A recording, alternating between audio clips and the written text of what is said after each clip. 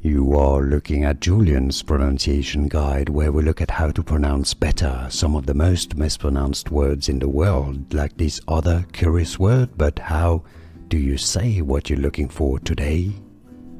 We are looking at how to pronounce these names and more confusing names, so make sure to stay tuned to the channel. Loads to learn here. Michel is how it's said in French. Yes, that's Michael, but in French. In English, it's said as Michel. Michel. It's easy, Michel. And now you know. Like this video if you found it useful. Appreciate the support. More videos for you here to learn more correct pronunciations. Thanks for watching. Here are more videos on how to pronounce more confusing words and names too many mispronounced. Like this video if you found it useful. I appreciate your support. I'll see you soon and thanks for watching.